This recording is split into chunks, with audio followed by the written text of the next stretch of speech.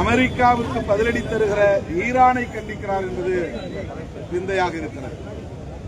இந்த சூழலில்தான் பிரதமர் கையாளுகிற இந்த வெளியுறவு கொள்கை இந்திய தேசத்தின் பாதுகாப்புக்கு உகந்ததாக இல்லை, மக்கள் நலன்களுக்கு ஏற்புடையதாக இல்லை என்பதை சுட்டிக்காட்டவும் இந்திய ஒன்றிய அரசு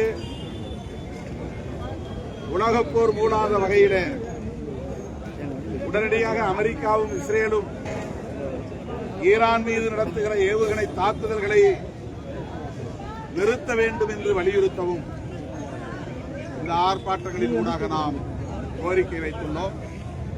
இந்திய அரசு ஈரான் மீது நடத்தப்படுகிற ஏவுகணை தாக்குதல்களை நிறுத்த வேண்டும் என்று வலியுறுத்தி அமெரிக்காவுக்கும் இஸ்ரேலுக்கும் கோரிக்கை வைக்க வேண்டும். மக்களவையில், மாநிலங்களவையில் இது குறித்து விவாதிக்க அனுமதிக்க வேண்டும் என்று விடுதலை சிறுத்தைகள் கட்சியின் சார்பில் இன்னைக்கு தேர்தல் தேதி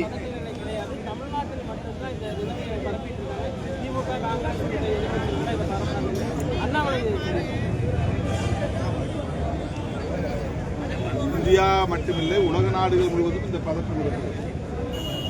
அப்படி என்றால் அவர் உலக நாடுகளை அல்லது இந்தியாவின் நிலைமையை அறிந்திருக்கவில்லை. ஈரான் மீது நடத்தப்படுகிற ஏவுகணை தாக்குதல்களால் ஏற்பட்டிருக்கிற அரசியல், பொருளாதார தளங்களில் ஏற்பட்டிருக்கிற தாக்கங்களை பற்றி அவர் அறிந்திருக்கவில்லை என்றுதான் என்ன தோன்றுகிறது. அவர்தான் அரசியல் செய்கிறார். இது ஒன்றும் தேர்தலுக்கான போராட்டம் இல்லை, மக்களுக்கான போராட்டம். இது வெறுமன பிஜேபிக்கு எதிரான போராட்டம் இல்லை, உலக நாடுகளுக்கான அமைதியை கோருகிற ஒரு போராட்டம், உலக போர் வேண்டாம் என்று சொல்லுகிற போராட்டம், இந்தியா தலையிட வேண்டும் என்று வலியுறுத்துகிற போராட்டம், அதன் மூலம் எரிவாயு தட்டுப்பாடு போன்ற சிக்கல்களை தீர்க்க முடியும் என்று சுட்டிக்காட்டுகிற போராட்டம். இன்று மாலை சட்டப்பேரவை தேர்தலுக்கான தேதி அறிவிப்பு மாலை தேர்தல் அறிவிப்பு தேதி வரவிருக்கு. எப்படி பணிகள் போயிட்டு இருக்கு, கள சூழல் எப்படி இருக்கு? திமுக தலைமையிலான கூட்டணி கட்சிகளிடையே தொகுதி பங்கீடு குறித்த பேச்சுவார்த்தை சுமூகமாக போய்க் கொண்டிருக்கிறது. தேர்தல் தேதி தேர்தல் ஆணையத்தால் இன்று அறிவிக்கப்படலாம். திமுக கூட்டணியாவது பேச்சுவார்த்தையை தொடங்கிவிட்டது. இன்னும் அதிமுக, பாஜக பேச்சுவார்த்தையை தொடங்கவில்லை. அவர்கள் கூட்டணி அமைப்பதற்கே போராடி கொண்டிருக்கிறார்கள். 2021 அதிமுக தலைமையிலான கூட்டணியில் இருந்த கட்சிகளையே ஒவ்வொன்றாக தம் கூட்டணிக்கு இழுக்கிற வேளையில் ஈடுபட்டு தேமுதிகவை இழந்து நிற்கிறார்கள்.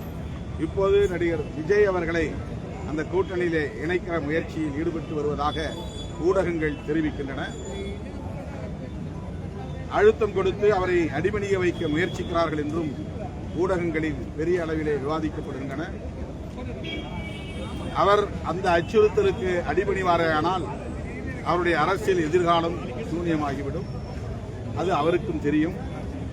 பிற மாநிலங்களில் பாஜக எப்படி சங் பரிவார்கள், பாஜக உள்ளிட்ட அனைவரும் எதிர்க்கட்சிகளை நயவஞ்சகமாக வளைத்து போடுவது அல்லது அவதூறு பரப்பி எதிர்ப்பது என்கிற உத்திகளை கையாளுகிறார்களோ அதே உத்திகளை தமிழ்நாட்டிலும் கையாள முயற்சிக்கிறார்கள். நண்பர் விஜய் அதற்கு இணங்க மாட்டார். தன்னுடைய எதிர்காலத்தை அவரே சூனியமாக்கிக் கொள்ள மாட்டார் என்று நான் நம்புகிறேன். இரட்டை இலக்கு எங்களுக்கு வந்து கடந்த முறையை விட குறைச்சு கொடுக்கிறது ஏற்புடையதல்ல அப்படின்னு சண்முகம் அவர்கள் வந்து ஸ்டேட்மெண்ட் கொடுத்திருக்காரு. அதோடு மட்டும் இல்லாமல் வேல்முருகனும் வந்து அதிருப்தியில் இருக்கிறதா தகவல் வருகிறது. நீங்க என்ன நிலைப்படுத்துறீங்க? இது ஒன்றும் புதிய பிரச்சனை கிடையாது. ஒவ்வொரு முறையும் தேர்தல் நேரத்தில் கூட்டணி கட்சிகளிடையே தொகுதி பங்கீடு பேச்சுவார்த்தை நடக்கிற போது மாறுபட்ட கருத்துக்கள், முரண்பட்ட கருத்துக்கள் விவாதங்களின் போது வரத்தான் செய்யும். ஆனாலும் இறுதியில் சுமூகமான தீர்வை காண்போம். ஆகவே இந்த கருத்துக்களால் இடதுசாரிகள் கூடுதல் தொகுதி கேட்கிற நிலையில் சொல்லப்படுகிற கருத்துக்களால் மதசார்பற்ற முற்போக்கு கூட்டணிக்கு எந்த பாதிப்பும் நேராது என்று நான் நம்புகிறேன். விடுதலை சிறுத்தைகளுக்கு 2026 சட்டமன்ற தேர்தலில் விசிக எத்தனை தொகுதியில் போட்டியிடுறாங்க? அந்த இரட்டை இலக்கங்கிறது கிடைக்க வாய்ப்பு இருக்கா? அதுதான் தகவல். நீங்கள் சொன்னதுதான் தகவல். இல்ல இரட்டை இலக்கங்கிறது கிடைக்க பேச்சுவார்த்தைக்கு பிறகு உறுதிப்படுத்தப்பட்ட இல்ல இரட்டை எத்தனை தொகுதியில் விசிக போட்டியிடுறாங்க? ஒவ்வொரு கட்சியா பேசிட்டு இருக்காங்க. ஒவ்வொரு கட்சியா நேற்று முதலமைச்சரை சந்தித்து பேசிருக்கீங்க. அது ஒரு தனிப்பட்ட சந்திப்பு, அது ஒரு நன்றி சொல்லுவதற்காக போயிருந்த சந்திப்பு. அந்த சந்திப்பிலே தொகுதி பங்கீடு குறித்து, தேர்தல் குறித்து எதுவும் நாங்கள் பகிர்ந்து கொள்ளவில்லை. எத்தனை தொகுதியில் சார் போட்டியிடுறாங்க 2026? அதெல்லாம் 2 நாள்ல தெரியும்.